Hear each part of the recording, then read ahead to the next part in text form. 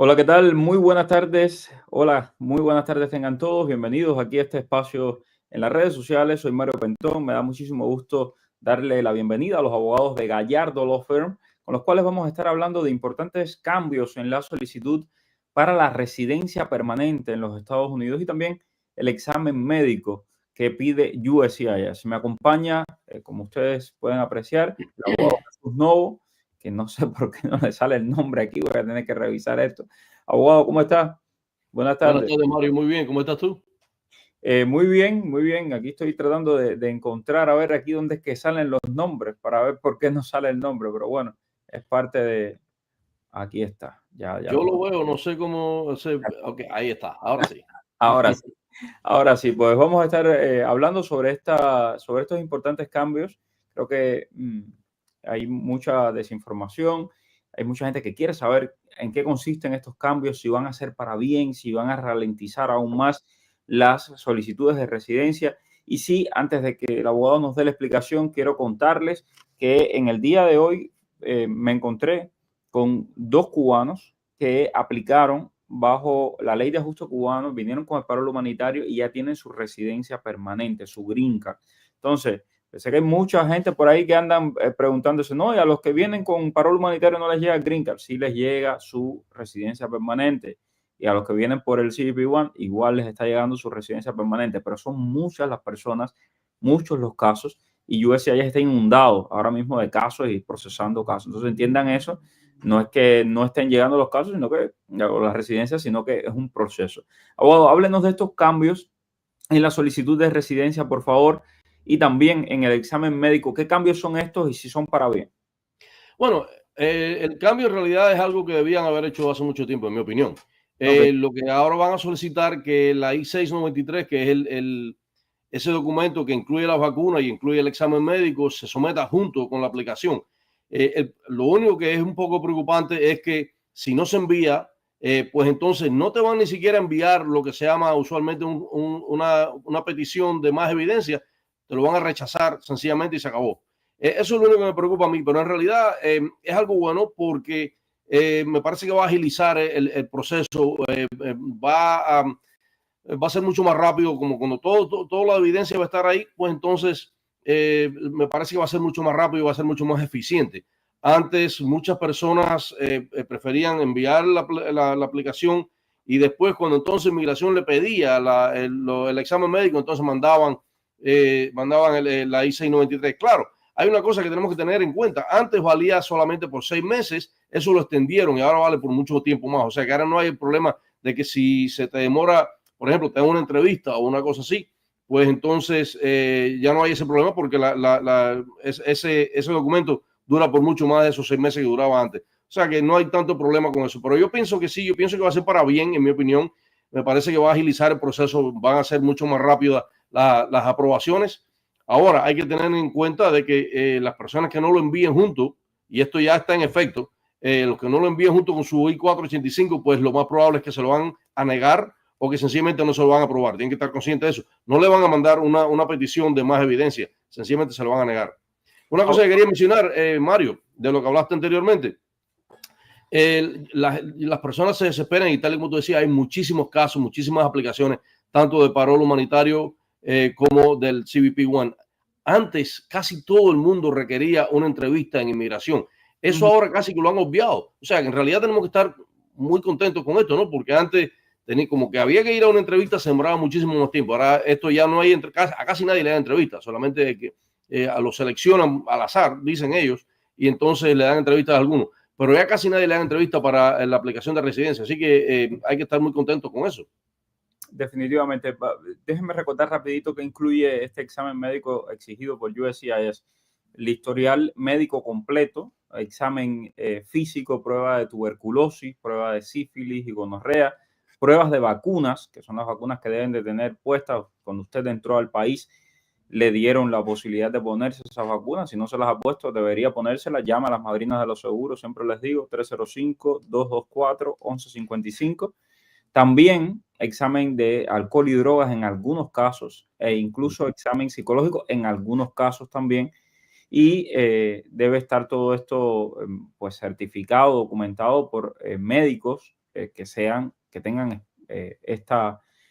digamos, esta habilidad o estén autorizados por inmigración. Correcto, correcto. Entonces, UCI tiene una lista de médicos que están autorizados por UCI para que hagan este tipo de examen.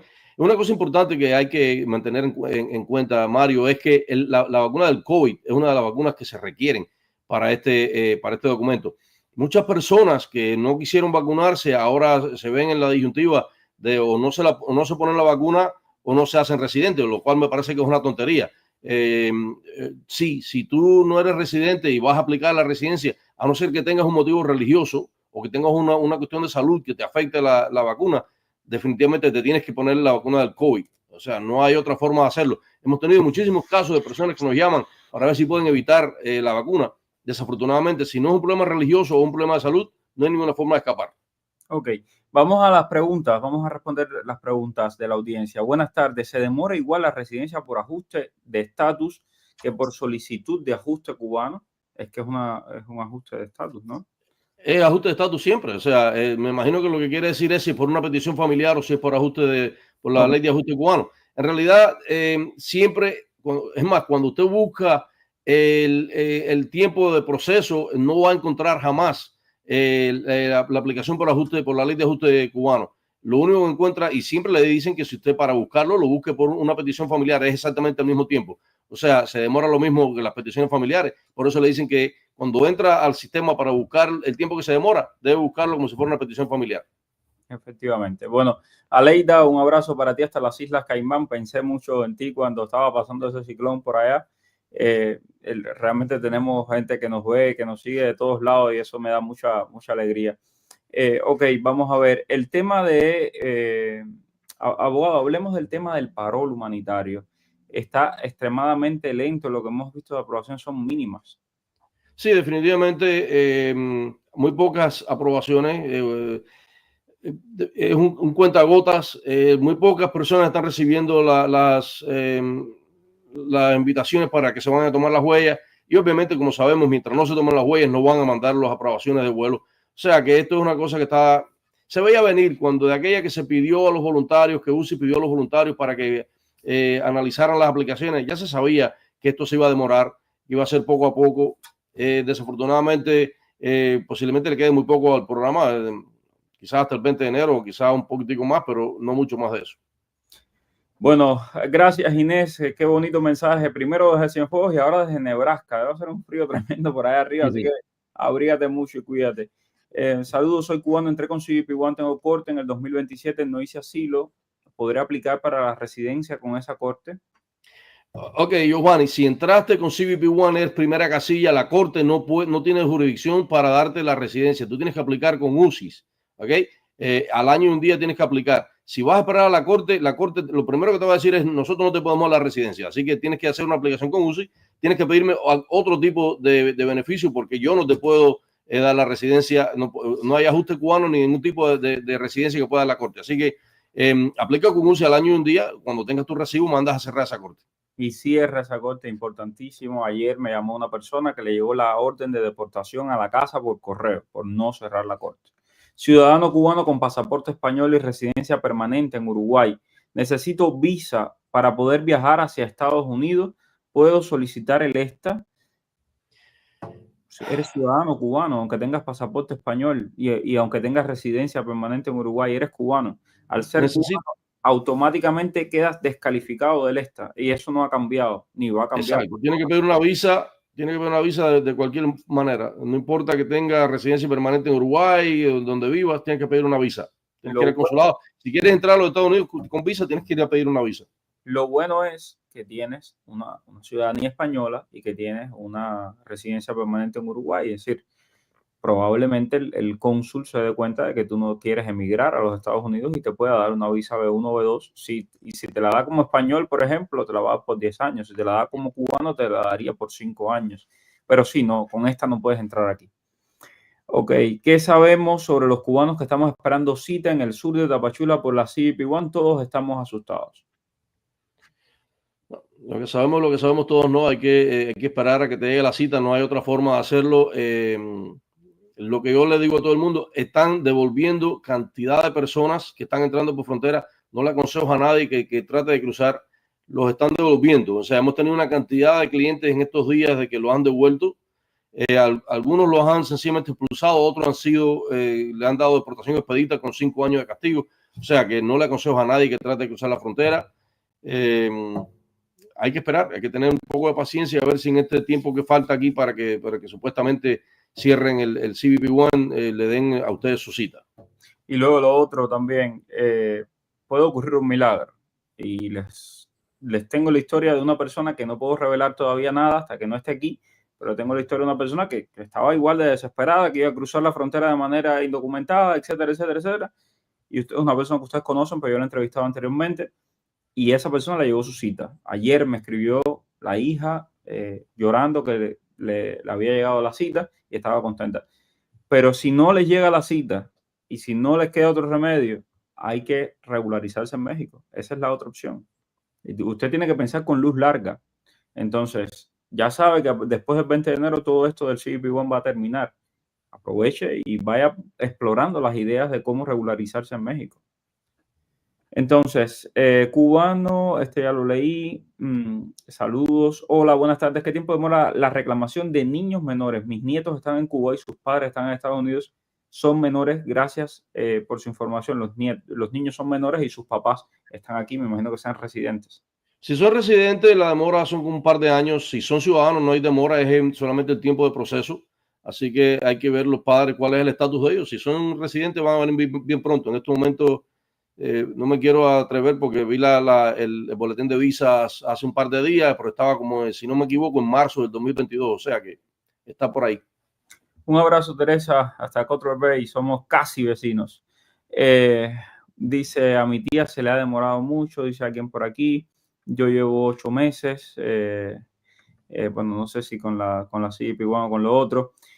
Muchas bendiciones, gracias. Espero que tengas electricidad porque buena parte de Cuba está a oscuras todavía. Dice por aquí, soy cubano casado con una ciudadana mexicana, americana y mexicana, pero reside en Tijuana, México. Yo apliqué para la residencia mexicana. ¿Cómo puedo aplicar para la residencia americana? Bueno, Ernest, tienen que vivir en los Estados Unidos porque, por supuesto, la idea de una petición de un ciudadano a su esposo es que estén juntos. Si ustedes están juntos en México, obviamente no hay necesidad de que tú tengas residencia americana. Ahora, si en algún momento ella se muda para acá, pues no sé, ya tú podrías venir con ella o si, me imagino si es que si tienes visa, de lo contrario, te tendría que poner una petición que sería inmediata, como decía anteriormente. Te tendrías que esperar solamente el tiempo de proceso. Pero si ella sigue en México, tú no puedes pedir la residencia aquí en los Estados Unidos. Ok. Lidia, tengo las huellas, examen médico, todo en regla, enviado desde hace 470 días. Entré por frontera con parol en abril del 2022.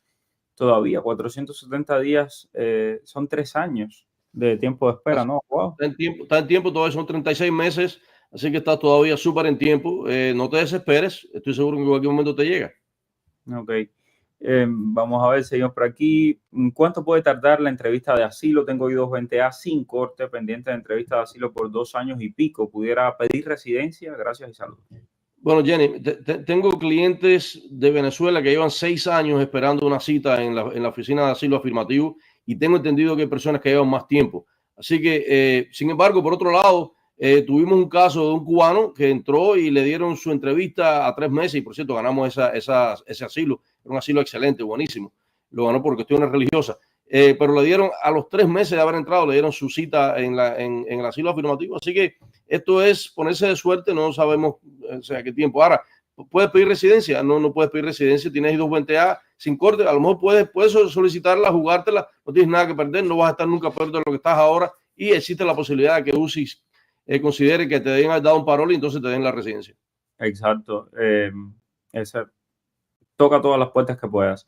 Y esto es lo mismo que le decimos a los I-220A. Sencillamente hay que hay que ocuparse, ¿no? Hacer su asilo, prepararse, hacer todo el proceso. Es lamentable. Yo a veces hablo con algunos inmigrantes, algunas personas que lo dejan todo así. Ayer justamente estaba hablando con una amistad y dice, voy ya para mi tercera corte y no tengo abogado y no tengo nada. Te estás jugando que el día de mañana te montes en un avión y termines en Cuba. Esta elección de Trump ha despertado muchos miedos y mucha gente ha salido como debajo de las piedras. Hemos tenido casos de personas que llevan veintitantos años aquí y jamás han aplicado la residencia a pesar de que eran elegibles. Otras personas que llevan veintitantos años de residente y no se han hecho ciudadanos. De nuevo, yo no sé, si uno piensa vivir permanentemente en los Estados Unidos, ¿por qué no te haces ciudadano? Eso no lo entiendo, si eres elegible. Yasmeli, buenas tardes. Ya mi esposo lleva aquí 5 años. Entró cuando Trump, cuando los MPP. ¿Qué sería de él ahora con su asilo? Él tiene 4 años, ya tuvo una corte. Bueno, en los casos de la MPP habría que ver exactamente en qué fecha entró, si se apuntó en la lista. O sea, hay varias cosas que se pueden hacer porque hay una demanda que todavía está, por cierto, todavía se pueden acoger a ella. Pero habría que mirar, yo te aconsejo, Yasmeli, que le digas a él que, bueno, que trate de contactar una firma de abogados para ver si hay algo que se puede hacer en su caso. Posiblemente sí. Buenas tardes. Me dicen que si no quito la corte no me llegará a la residencia. ¿Qué debo de hacer? Eso es algo que hay una cantidad de comentarios por ahí que yo no sé por qué. Si tú tienes primera casilla, no tienes ningún problema que tengas corte. Es más, como decía anteriormente, la corte no tiene jurisdicción sobre tu aplicación de residencia. Así que si tienes primera casilla, tienes que, no te va, es muy probable que dependiendo de donde estés, los jueces no te cierren la corte hasta que no hayas aplicado. Así que es como lo que se llama en inglés un catch-22. Si no aplicas, no te quitan, no te quitan la corte. Pero si, o sea, mientras tengas corte no te dan la residencia. No es así. Tú tienes que aplicar para entonces después mandar a cerrar esa corte si tienes primera casilla. Si es segunda casilla es muy diferente. Ok. Dairen, la pregunta al abogado con el tema de la I-220A. Si me entrego por frontera, ¿puedo entrar con Estados Unidos con I-220A o puedo ser deportado? Dairen, las deportaciones en estos momentos están continuas. Muchísimas personas, tenemos cantidad de personas que los están devolviendo. Algunos, como decía anteriormente, con devolución y otros, o sea, una expulsión y otros con deportación expedita con una penalidad de 5 años. Están más los que están devolviendo que los que están entrando, así que no te aconsejo o sea, no te aconsejo que te la juegues.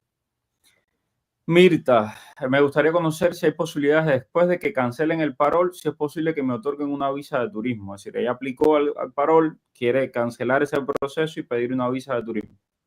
El problema con eso, Mirta, es que, o sea, el parol obviamente, bueno, no sé si eres cubana, pero si eres cubana, por ejemplo, se sabe que cuando las personas que entraron con el parol iban a aplicar al año y un día a la residencia, lo cual indicaba que eras una posible inmigrante o eres inmigrante. Si ahora pides una visa de turismo, lo más probable es que van a considerar que eres una posible inmigrante y no te la van a dar. O sea, por lo que veo, si ese eres tú en la foto, eres una persona relativamente joven. Así que ese es el tipo de persona que no le da muchas visas o sea, el consulado, sobre todo si eres cubana, como te digo, si eres cubana, saben que al año y un día puedes aplicar, así que... ¿Qué tiempo demora que USCIS te envíe la confirmación de la aplicación una vez que mandas la residencia, abogado? Eso no se demora mucho, usualmente se demora, lo más que se demora, lo más que hemos visto que se demora 45 días, pero usualmente se demora un par de semanas, es lo normal. Así que si se hace bien, debe recibirla como a lo máximo en 45 días. Este problema de que las citas de CBP-1 están dando error en el escaneo del rostro, ya lo hemos hablado en anteriores videos. De hecho, recuerdo que algunos de los inmigrantes comentaron aquí mismo y lo leímos, así que yo les aconsejo que busquen los otros live, cuál era la solución para esto, porque son cuestiones técnicas ahí de qué es lo que tienes que hacer, si tienes que reiniciar, etcétera. Pero eso está en uno de los live anteriores que yo compartí. Me acuerdo que los mismos que vivieron esto lo estuvieron compartiendo la solución. Así que búsquenlo por ahí en los anteriores live. Ya con la CBP-1 del día 16 me dieron 2 años de parol, 3 años para la corte. Saludos y agradecida de tu información. Estuve 13 meses en México. Tremendo, Ania. Conozco gente que lleva igual más de un año allí esperando y esperando. Ojalá, bueno, ya sabes, ya estás aquí. Ahora a hacer las cosas bien, cierra esa corte, haz tu ley de ajuste el año y un día si eres cubana. Si no, haz tu asilo, que esto es importante y lo repetimos mucho. Si tú eres cubano, al año y un día tu ley de ajuste, sin problema. Si tienes la mala suerte de que el juez te diga, quiero un caso de asilo, haz el caso de asilo porque lo que el juez te dice es lo que tienes que hacer. Si tú no eres cubano, tienes que hacer tu ley de ajuste, tu asilo antes del año. Ok, vamos a ver, seguimos por acá que tenemos un montón más de preguntas. Un cubano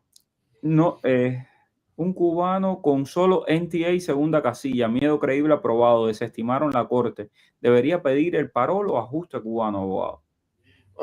Ok, si tienes, me imagino que tienes I-220A, no tienes parol, porque dice que quieres pedir un parol. Yo considero que, o sea, no pierdes nada con pedir un parol, sobre todo que tu corte ya ha sido desestimada, no te van a volver a poner en corte, así que no corres ningún riesgo. Puedes pedir un parol. En caso de que te negaran ese parol, bueno, pues entonces ya sí, lo normal sería que aplicaras a tu residencia, aunque tengas sencillamente una I-220A. Pero inicialmente yo creo que deberías pedir un parol. Ok. ¿Qué pasará si quitan la ley de ajuste cubano? No van a quitar la ley de ajuste cubano, Dani, así que bórrate eso de la mente, no va a pasar. La ley de ajuste cubano sigue estando ahí y va a seguir estando ahí. Así que olvídense eso de que van a quitar la ley de ajuste cubano. Mis niñas y mi esposo y yo somos I-220A sin fecha de corte, con toda nuestra familia aquí, ya cumplo un año. Abogado, ¿qué debo hacer? Bueno, como decía anteriormente, apliquen, o sea, no tienen nada que perder con aplicar, van a estar, si se lo niegan, van a estar en la misma situación. Como le digo, y cabe la posibilidad de que UCI determine que usted se le debía haber dado un parol y entonces le da la residencia. Eso ha pasado. No todo el mundo, tengo que aclararlo, no todo el mundo le han dado la residencia y a quien se la han negado, pero hay muchísimos que se la han dado.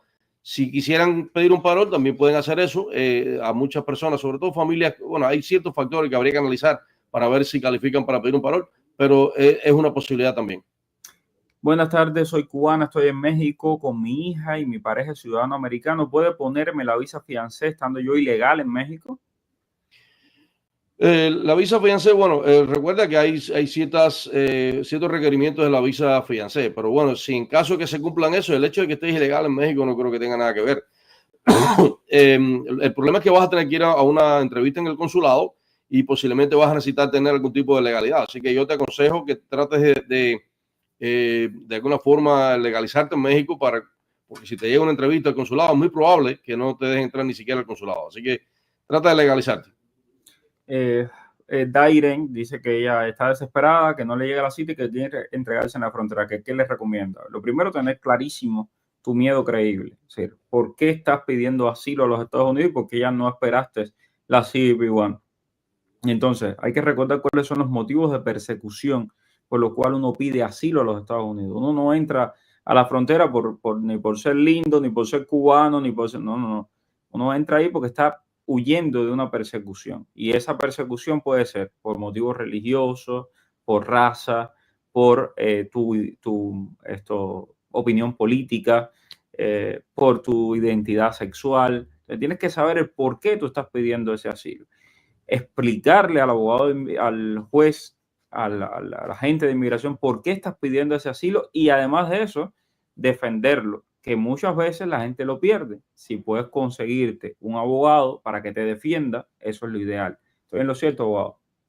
Definitivamente. También una cosa importante es que debes mencionar que has tenido también problemas en México, porque obviamente tú estás en un país en el cual ya no eras perseguida, ¿no? Pues si tenías persecución en Cuba, por ejemplo, en Nicaragua, en Venezuela, pero estás ahora en México, tienes que mencionar algo que te haya sucedido en México también. Eso también te ayuda mucho, te fortalece tu petición para que te concedan tu miedo creíble. En caso de que te nieguen el miedo creíble, suponiendo que te dieran el chance de hacer el miedo creíble, por supuesto, tienes que pedir una audiencia delante de un juez, que el juez revise esa negación y entonces ahí tienes derecho a tener un abogado, que quizás hemos tenido muchísimo éxito en estas audiencias con los jueces cuando se está pidiendo miedo creíble. Y esto con el miedo creíble, pues una vez que te lo aprueben, pues ya tú sabes, tienes una buena posibilidad de que te suelten, ya sea con ellos, con una fianza, de alguna forma, con un parol. Así que, de nuevo, no te recomiendo que te entregues en la frontera, que te lances, pero si lo tienes que hacer, definitivamente pide un miedo creíble, una entrevista de miedo creíble. Dile que temes persecución, que vienes huyendo de Cuba, o de Venezuela, de Nicaragua, donde sea. Y definitivamente menciona algún problema que hayas tenido en México también, que te haya forzado a cruzar la frontera. Ojalá todo te salga bien. Wanda, tenía asilo en corte, cerré mi corte, apliqué para la residencia, la cual ya me llegó. Felicidades. ¿Tengo que cerrar mi asilo ahora o al cerrar esa corte ya se cierra el asilo? Bueno, Wenda, lo que pasa es lo siguiente: cuando tú tienes o sea, ya tienes tu residencia, cerraste tu corte, si tenías solamente tu aplicación de asilo en la corte, ya obviamente ya esa aplicación no está porque ya estaba en la corte. Si la habías hecho anteriormente con UCIS, UCIS te va a mandar una carta en la cual te dice, tú tienes dos opciones, a pesar de que eres residente, puedes continuar con tu caso de asilo, porque por supuesto el asilo a veces te da ciertos beneficios. Entonces te dice, si quieres continuar con tu caso de asilo, tienes que llenar este modelo y enviárselo a UCIS. Si no quieres continuar, no hagas nada y automáticamente te vamos a desestimar ese asilo. Básicamente eso es lo que puede pasar. Ok. Kelly, ¿es obligatorio entregar los antecedentes penales para cuando se aplica la residencia? Tengo una notaria que me dice que no. Lo que yo tengo entendido es que sí, ¿no? Definitivamente, tienes que entregar antecedentes penales de todos los lugares donde has vivido. O sea, si viviste, digamos, en Texas y después te mudaste para la Florida, tienes que conseguir los de Texas y los de la Florida. Así que sí tienes que conseguir los antecedentes penales. La notaria definitivamente está equivocada, me da mucho pena con ella, pero no sabe lo que está diciendo. Sí, en los últimos 6 meses es lo que yo he escuchado. De hecho, mi hermano y mi cuñada están ahora mismo en ese proceso de aplicar la residencia. Llevo 14 meses esperando mi residencia y no me llega la respuesta. ¿Qué debo hacer? ¿Todavía estás en tiempo, Leonel? Exacto, absolutamente. Puedes esperar unos cuantos meses más todavía, así que no hay problema. Buenas tardes, soy cubano. Recomiendan que los que entraron por CBP One apliquen asilo antes del año y un día. Gabriel, si eres cubano, vas a tener al año y un día la posibilidad de acogerte a la ley de ajuste cubano. Si tienes la fecha de corte antes y el juez te dice, hazme un asilo, tienes que hacer el asilo porque fue lo que el juez te mandó y el juez es el que manda. Tú le haces caso al juez. Si no tienes que ir a fecha de corte y te puedes ahorrar ese asilo y puedes aplicar al año y un día tu residencia, felicidades. Si no eres cubano, en tu caso eres cubano, pero si no eres cubano, no hay ley de ajuste cubano para los que no son cubanos, a no ser que estén casados con un cubano, que sean hijos o, qué sé yo, parientes, es decir, familiares directos de un cubano. Entonces, sí tienes que hacer asilo. Ahí está la respuesta, ¿no, abogado? Definitivamente, si el juez no te dice nada, si no tienes corte, y aun cuando tienes corte, si el juez no te pide que apliques para asilo, pues sencillamente no tienes que aplicar para asilo. Los que no son cubanos, no son esposos o hijos menores de cubanos, sí tienen que aplicar para asilo. De lo contrario, cuando se te acaba ese parol, vas a tener que regresar a tu país. Aquí tengo esta última pregunta. Soy cubano, médico, estoy en Tapachula. Tengo una amiga cubana, también doctora, pero ella abandonó la misión médica en Honduras. Si me caso con ella, tengo también un buen caso de asilo político. Reinier, bueno, lo primero espero que sea una relación verdadera. Sí, definitivamente. Esto es algo que, ¿sabes? Si el presidente Obama no hubiera quitado el parol de los médicos, esto hubiera sido mucho más fácil. Desafortunadamente, ya eso no existe. Pero sí, las personas que abandonan en la misión médica obviamente van a correr el riesgo van a estar sujetos a persecución en Cuba si es que regresan a Cuba. Así que es un buen caso de asilo, es un buen elemento. Si te casas con ella, por supuesto, el asilo de ella te cubre a ti. Así que sí, sería, y tal, pero tal como dice Mario, ojalá sea por una buena razón, de verdad que estén enamorados y que se quieran, ¿no? No solamente para una cuestión de inmigración. Exacto. Bueno, pues se nos acabó el tiempo. Mañana seguimos aquí a las 5, por supuesto, respondiendo todas sus preguntas. Gracias por la sintonía, gracias por estar. Y por favor, suscríbanse al canal de YouTube y ayúdenme a compartirlo con amigos y familiares para más noticias sobre inmigración y también sobre temas cubanos. Gracias, abogado. Un placer, Mario, como siempre. Cuídate. Excelente tarde. Déjame ver aquí porque ahorita eran los nombres y ahora la musiquita de fondo. Dime cuál es el periodista que está en el boom. Es Mario Rincón. El periodista que te trae toda la información. Es Mario Rincón. El periodista de la radio y la televisión. Es Mario Rincón. Habla de temas cubanos, hasta de migración. Mario Rincón. Oye, dale, conéctate y comparte. Déjame un like. Dale like y comparte. Dale, conéctate.